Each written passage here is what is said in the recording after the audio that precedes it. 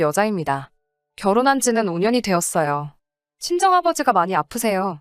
제가 결혼하기 전부터 몸이 안 좋으셨고 병원에 입원하고 퇴원하고를 반복하셨어요. 그래도 친정오빠가 아직도 결혼을 하지 않은 데다가 고연봉 직업을 가지고 있고 어머니도 일을 하고 계시는 상황이라 병원비 부분에서는 부담이 크지 않은 편이에요. 저희가 맞벌이 부부이기는 하지만 남편도 수입이 넉넉지 못하고 저도 친정아버지 곁을 지켜드려야 하기 때문에 회사는 다니지 못하는 대신 아르바이트식으로 단지 내에서 학생들 몇 명을 구해 과외를 하는 식으로 돈을 벌고 있습니다. 그래서 제 수입이 많은 편도 아니에요. 딸된 마음으로 병원비 조금이나마 보탬이 되고 싶기는 하지만 많이 해드릴 수 없는 게 늘 마음에 걸립니다.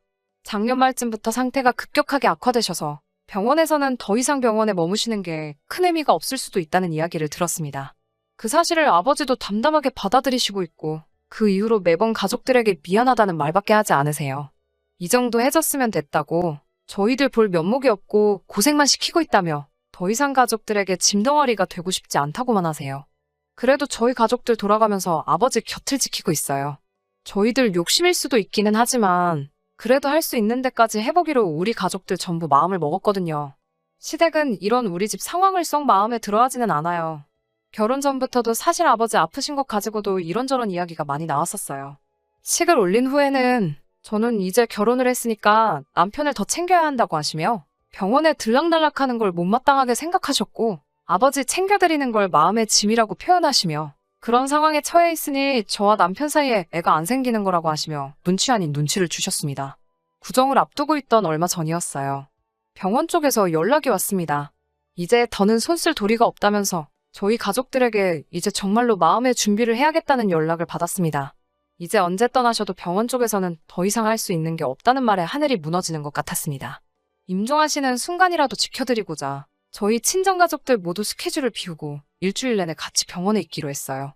남편은 적어도 제가 밤에는 집에 돌아와서 다시 자기 출근하고 나서 병원에 오며 가며 하기를 원하는 눈치였지만 아버지 임종을 못 지켜드린다면 저한테 큰한이 될 것 같아서 그렇게는 할 수 없겠다고 말했어요. 그런데 기적같게도 거동도 똑바로 하지 못하시던 아버지가 기운을 차리셨어요. 의사 선생님께 혹시 이게 좋은 징조가 아니겠냐는 물음을 던졌지만 병원 쪽에서는 그럴 리는 없다고 단호하게 말해주더라고요. 마음은 아팠지만 병원 쪽에서도 저희에게 쓸데없는 기대를 하게 만드는 것보다 현실을 알려주는 걸 택한 거라 원망스럽지는 않았습니다. 그래도 몰라보게 상태가 좋아지신 아버지 덕분에 저희도 한시름 덜게 되었습니다. 하지만 이 기쁜 상황이 오히려 남편과의 불화를 만들게 되는 일이었다는 걸 그때는 몰랐어요. 저희 시어머니는 맏며느리이십니다. 아직도 큰 집에 가서 제사 준비를 해야 하고 저도 결혼하고부터는 시어머니 따라서 많이 도와드리게 되었어요. 시어머니께서 작년 말쯤에 계단에서 발을 헛디디시면서 팔과 어깨를 크게 다치셨어요. 아직 불편하다고는 하시는데 많이 나아진 상태이고요. 뼈 붓는 동안 병원에 입원을 하셨는데 마침 시어머니가 입원하신 병원이 저희 아버지가 계신 병원과 같은 병원이었습니다. 그래서 저는 병원에 가는 날이면 아버지와 시어머니 병실을 오며 가며 두 분과 같이 시간을 보냈습니다. 시어머니 곁을 지켜드리는데도 아프신 저희 아버지보다는 제가 병원에서 시간을 보내느라 자기 아들이 밥을 굶지는 않을지 애밥은 먹이고 온 거냐며 걱정을 하시는 모습에 조금 실망을 했어요. 아무튼 아버지의 상태가 악화되니 저도 하고 있는 과외 스케줄을 조정할 수밖에 없었습니다. 오히려 시가족들보다 이웃들이 저를 더 챙겨주는 느낌이 들었어요. 아버지 때문에 한동안 수업을 하지 못한다는 말에 자식들 중간고사 준비가 최우선순위일 거라 생각했던 학부모님들은 뭘 그런 걸 우리들 허락까지 받으려고 하냐며 제 사정도 전부 이해해 주셨고 과일이며 뭐며 이것저것 챙겨주시는 모습이 감동스러웠어요. 아버지의 상태가 호전되신 건 다행이지만 병원 쪽 말에 따르면 언제 가셔도 이상하지 않을 거라고 했으니 누구라도 아버지 곁을 지켜야 하는 상황은 여전했습니다. 저 같은 경우에는 연휴 때는 과외를 할 필요도 없고 이미 이번 달은 수업도 잡아놓지 않은 상태라 큰 문제가 없었지만 개발자로 일을 하고 있는 오빠는 연휴에도 꼭 회사에 출근을 했어야 했고 이번에 휴가를 미리 당겼었기 때문에 연휴 기간에는 퇴근을 하고 나서야 병원에 올 수가 있는 상황이었어요. 병원비 부담에 한 푼이라도 벌어야 한다며 일을 하고 계시던 어머니도 동네 장사하는 가게에서 일을 하고 계셨기 때문에 연휴 특수가 껴서 더 이상 사정을 봐줄 수 없다는 상황이었고요. 병원비가 아직 많이 남아있었기 때문에 두 사람이 불가피하게 오후까지는 병원에 올 수 없는 상황이었지만 비교적 자유로운 저라도 아침부터 계속 아버지와 같이 있을 수 있던 게 그나마 불행 중 다행이었습니다.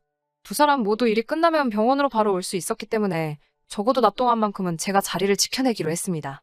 연휴가 본격적으로 시작하기 전날에 저는 혼자서라도 아버지 곁을 지켜드릴 생각에 집에 돌아와서 이것저것 짐을 챙기고 있었어요. 하지만 남편은 제가 짐 챙기고 있는 모습을 보고 큰 집에 갈 준비를 하는 건가 생각을 했나 봐요. 오해를 했다고 하더라도 남편이 나서서 먼저 큰 집에는 가지 말고 이번만큼은 장인어른 곁을 지켜드려야지 라고 말해줬으면 좋았겠지만 남편은 제가 병원으로 향한다는 걸 눈치채지 못했는지 짐 챙기고 있는 저를 보고 왜 자기 옷은 하나도 안 챙기고 제 거만 챙기고 있느냐고 물어보고 있네요. 남편에게 저는 아무래도 이번 명절에는 큰 집에는 가지 않고 아버지 곁을 지켜드려야겠다고 말을 했습니다. 남편이 두 눈을 크게 뜨고 지금 큰 집을 안 간다고 하는 말이냐고 다시 물어보더라고요. 어머니와 오빠가 오후나 돼서야 병원에 올 수 있다는 사실을 말하고 저라도 있어야지 않겠냐고 물어보니 제가 지난주에 수업 몇 개를 취소하면서 가게 수입에 지장까지 준 걸 감수했는데 이젠 집안 행사까지 빠질 생각이냐고 되물었어요. 큰 집 가 있는 동안 혹시 아버지가 어떻게 될 줄 알고 거기 가서는 제 마음이 편하겠느냐 했더니 장인어른이 아직 돌아가신 거 아니지 않냐고 상태도 많이 좋아졌다며? 라고 말하며 명절은 가족 행사이니만큼 상황 봐서 하루라도 참석을 할 수 있게 하라고 우기기 시작하네요. 단 하루를 가 있던 1시간을 가 있던 간에 이런 상황에 거기에 있는 내 마음은 어떻겠냐고 다른 사람도 아니고 우리 아버지 일인데 그게 그렇게 문제가 되냐고 말하면서 서로 언성을 높여 다투기 시작했어요. 남편은 우리 엄마도 아직 불편하신데 가지 않느냐고 거동도 불편하신 분이 큰 집 가서 음식을 혼자 하게 만들 셈이냐면서 명절에는 시어머니를 도와 며느리돌이를 다 하라고 우기기 시작했어요. 명절 연휴가 주말까지 껴서 긴 편인데다가 장모님이나 매형이 퇴근하고 가 계시면 됐지. 그걸 너까지 가서 온 가족이서 또 지키고 있으려는 거냐고요. 그러다가 아무 일도 없으면 몸 불편한 우리 엄마 혼자서 큰 집 일거리 독박 쓰라고 하는 거냐며 성질을 있는 대로 부리더라고요.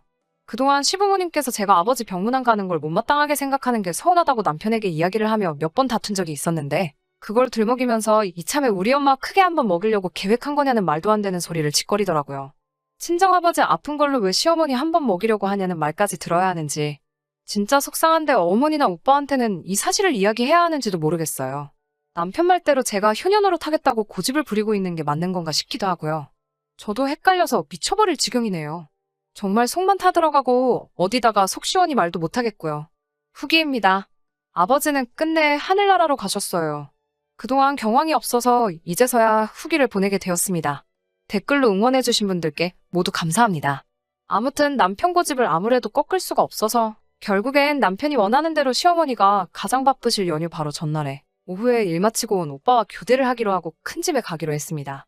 그날은 오빠와 엄마가 밤새 아버지 곁을 지키고 어머니가 오전 동안 잠깐 일을 빼실 수 있다고 하셔서 어머니가 다시 일터로 나가시기 전에 제가 큰 집에서 병원으로 곧바로 가기로 조율을 했어요. 제가 꼭 큰 집을 가야 한다는 사실에 어머니도 남편에게 많이 실망하신 것 같았지만 저 나름대로의 입장도 있을 테니 어쩔 수 없는 일 아니겠냐며 이해를 해주셨어요. 오빠도 이럴 때 연휴에도 출근을 해야 하는 회사를 다니고 있는 자기 잘못이라고 하면서 우리가 더 미안한 상황이니 저보고 절대 부담 갖지 말라고 하고 조심히 잘 다녀오라고 말을 해줬어요. 큰 집으로 가야 하는 당일 저녁 오빠가 병원에 도착하고 저는 남편이 기다리는 집으로 출발을 했습니다. 괜찮다고 하시면서도 아쉬워하는 아버지를 보고 있으니 발걸음이 떨어지지가 않더라고요. 그래도 어쩔 수 없이 집으로 향했습니다. 남편은 저를 보자마자 미안해하는 기색단 하나도 없이 왜 이렇게 늦었냐고 잔소리를 하더라고요. 큰 집으로 가는 차 안에서 서로 한마디도 나누지 않았어요. 정말 가는 길에라도 혹시나 마음을 바꿔줄 줄 알았는데 그 고집 한 번을 꺾어주질 않았습니다. 큰 집에 도착했을 때 저를 병원에 일찍 갈 수 있게 도와주신 건 정말 의외의 인물이었습니다. 시어머니가 제가 문 열고 들어오는 걸 보자마자 저보고 병원엔 안 있고 여긴 왜 왔느냐고 물어보셨어요. 남편이 으스대듯이 제가 오늘도 병원 가서 있는다는 걸 엄마 생각해서 내가 데려왔지 하면서 자랑하듯이 이야기를 하더라고요. 사실 시어머니한테도 정상적인 반응을 기대조차 하지 않았기 때문에 체념하고 있었는데 시어머니는 남편 말이 끝나기가 무섭게 남편의 뺨을 세게 올려치시더라고요. 짝 하고 남편의 따귀를 올려치는 소리가 엄청 크게 나서 시가쪽 큰 집 사람들도 그 소리를 듣고 이쪽으로 고개를 전부 다 돌릴 정도였어요. 시어머니는 남편을 앞에다 두고 노발대발하셨어요.